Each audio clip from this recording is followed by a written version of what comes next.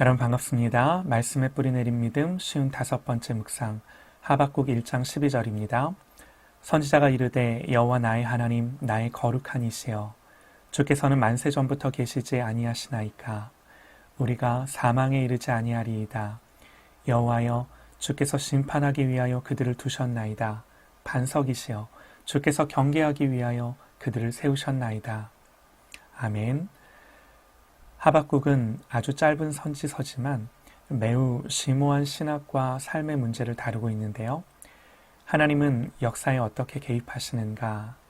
역사에 왜 악이 존재하는가? 왜 하나님은 악에 대해서 뭔가를 하시지 않으시는가? 또 우리의 개인의 인생에 대해서도 내 인생에 왜 이런 나쁜 일들이 일어나는가? 왜 하나님은 그런 일이 일어나지 않도록 막지 않으시는가? 내 인생에 이런 나쁜 일이 일어나는데 어떻게 선하시고 사랑 많으신 하나님을 믿을 수 있는가? 하박국은요, 이런 질문에 대한 하나님의 대답이세요. 그래서 2500년 전의 이야기지만 동일한 상황 속에서 동일한 질문과 고민을 안고 살아가는 우리들에게 주시는 하나님의 말씀인 거죠. 시기적으로 아마도 하박국은 요시아의 개혁이 있었을 때 성장했을 것입니다. 그러나 그 개혁은 한 시대에만 그쳤고 요시아 이후 여호아스, 여호야김, 여호야긴, 시드기야로 이어지면서 유다 말기의 혼란과 타락을 다 경험했을 것입니다. 그러면서 지금까지 패권을 쥐고 있던 아수르가 바벨론에 의해 함락되고 예루살렘도 바벨론에 의해 함락되는 것을 경험했을 것입니다. 하박국은 이러한 현실 속에서 부르짖는 거죠. 1장 2절에요. 여호와여 내가 주께 부르짖어도 주께서 듣지 아니하시니 어느 때까지리이까 내가 강포로 말미암아 여호와께 외쳐도 주께서 구원하지 아니하시나이다. 하나님, 왜 내가 부르짖는 기도에 대해서 아무 응답도 안 하고 침묵만 하십니까? 얼마나 더 기도해야 들으시겠습니까? 그리고 1장 4절에요. 이러므로 율법이 해이하고 정의가 전혀 시행되지 못하오니 그러는데요. 이때 무슨 일까지 있었는가? 여호야김이 하나님의 말씀의 두루마리를 화로에 던져 태웁니다. 신앙이 더 이상 떨어질 바닥이 없는 바닥까지 떨어진 거죠. 이런 현실 속에 선지자가 기도하는 겁니다. 하나님, 다시 하나님 자비를 베푸셔서 요시아 때의 부흥을 허락해 주시고 유다를 정결케 하시는 이 하나님 은혜의 때를 허락해 주옵소서. 그런데 하나님의 응답은요, 바벨론을 일으켜서 유다를 심판할 것이다 하는 겁니다. 열왕기하 25장 7절을 보면요, 바벨론이 시드기야의 아들들을 죽이고 시드기야의 두 눈을 빼고 사슬로 결박하고 바벨론으로 끌고 갑니다.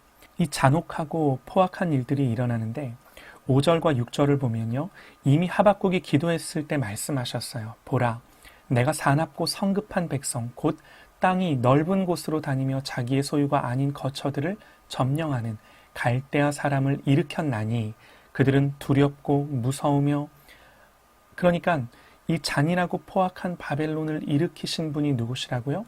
하나님이세요. 이해도 안 되고 설명도 안 되는 거죠. 하나님의 일하심을 헤아릴 수 없을 뿐만 아니라 보면서도 납득할 수 없는 거죠.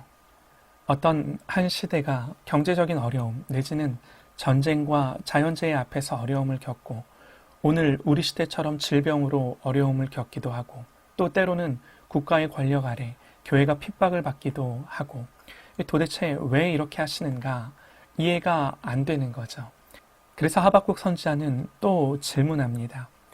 주께서는 눈이 정결하심으로 악을 참아 보지 못하시며 패역을 참아 보지 못하시거늘 어찌하여 거짓된 자들을 방관하시며 악인이 자기보다 의로운 사람을 삼키는데도 잠잠하시나이까? 그가 그물을 떨고는 계속하여 여러 나라를 무자비하게 멸망시키는 것이 옳으니까. 하나님, 바벨론을 일으키셨다고요? 하나님, 그렇게 하시는 것이 하나님다우신 겁니까? 내가 알고 믿는 하나님과 지금 일어나는 일들이 조화되지 않는 거예요. 내가 바라는 기도의 응답과 하나님이 주시는 대답이 얼마든지 다를 수 있습니다. 그럴 수 있죠.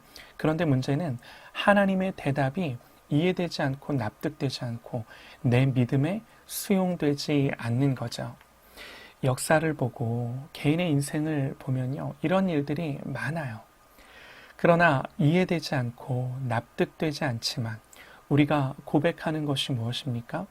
하나님은 전능하시죠. 모든 역사는 하나님의 주권 안에서 우연이 없다는 것입니다. 또 하나님은 선하십니다. 궁극적으로 하나님의 선하신 뜻이 이루어질 것입니다. 여러분, 우리는 이해되지 않고 납득되지 않는다 하더라도 역사와 인생의 어떤 문제를 만났을 때 이 원칙들을 문제에 적용해야 하는 거죠. 문제를 가지고 원칙을 변형시키고 해석하는 것이 아니라 원칙을 문제에 가져와 문제를 해석하고 바라보는 것입니다. 오늘 본문이 그것입니다. 선지자가 이르되 여호와 나의 하나님 나의 거룩한 이시여 주께서는 만세 전부터 계시지 아니하시나이까. 우리가 사망에 이르지 아니하리이다. 여호와여 주께서 심판하기 위하여 그들을 두셨나이다. 반석이시여 주께서 경계하기 위하여 그들을 세우셨나이다. 하박국 선지자가 이 모든 문제 앞에서 적용하는 원칙들이 뭔가? 먼저요, 하나님은 만세 전부터 계시지 아니하시나이까. 영원하신 하나님이세요 고백하는 거죠. 또 나의 거룩한 자시여, 하나님의 거룩하신 성품을 인정합니다. 그러나 갈등은 여전히 존재합니다. 더 악한 자들을 통해서 더 의로운 자들을 치시는 것이 거룩하신 하나님의 성품에 맞는 것입니까? 악인이 소득이 더해지는 것이 하나님의 거룩하심에 맞는 것입니까? 여전히 이 질문들이 있는 거죠. 그러나 고백하는 것이 주께서 심판하기 위하여 그들을 두셨나이다. 반석이시여 주께서 경계하기 위하여 그들을 세우셨나이다. 그럽니다. 그래서 하박국은 이 원칙들을 적용해서 하나님이 내가 아는 대로 영원하시고 거룩하시다면 바벨론의 공격은 궁극적으로 우리를 위한 하나님의 선하신 목적이 이루게 될 것이라고 고백하는 거죠. 그러니까 내가 맞닥뜨리는 현실 속에서 나의 마음은 여전히 다 수용되고 이해되고 납득되고 그런 거 아니죠. 그러나 하나님이 경계하셔서 결국에는 그 하나님의 선하신 뜻을 이룹니다. 이 생각까지 가고 고백을 하는 거죠. 그러나 문제가 해결된 것은 아무것도 없고요. 여전히 이해되지 않고 납득되지 않고 그럼에도 변하지 않는 이 신앙의 원리들을 가지고 고백하며 선포하는 겁니다. 여러분, 우리의 신앙이 왜 이래야 하나요? 여러분, 성경에 나오는 하나님의 사람들은요, 답을 가졌던 사람이기 이전에 질문을 가졌던 사람들이었습니다.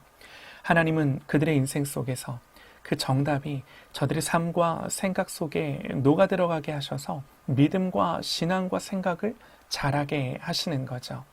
성경의 인물들을 보면 누구나 다 그 과정을 겪게 하세요. 하박국이 오늘 그 싸움을 하는 거죠. 그래서 2장 1절로 가보면요. 내가 내 파수하는 곳에 서며 성루에 서리라. 그가 내게 무엇이라 말씀하실는지 기다리고 바라보며 나의 질문에 대하여 어떻게 대답하실는지 보리라. 우리가 고민하고 생각하고 그러나 하나님 앞에서 질문하고 기도했다면 이제 우리가 해야 할 일은요 하나예요. 하나님의 대답을 기다려야 하는 거죠. 이런 점에서 하나님의 응답을 기다리는 것, 인내하는 것은 우리의 믿음을 재는 척도입니다. 그래서 성경은 오늘을 인내하고 참고 기다림으로 살아가라 말씀합니다. 우리의 믿음과 싸움이 여기에 있는 거죠. 혹시요 답이 없는 문제 앞에 싸우고 계시다면 지금은 답이 없다는 것이 하나님의 답이세요. 다만 우리가 그 속에서 하나님의 하나님 되심이 우리의 고백이 되고 우리의 모든 삶에 적용하는 원칙이 되어 인내로서 믿음의 싸움을 싸워가는 저와 여러분 되시기를 간절히 소망합니다.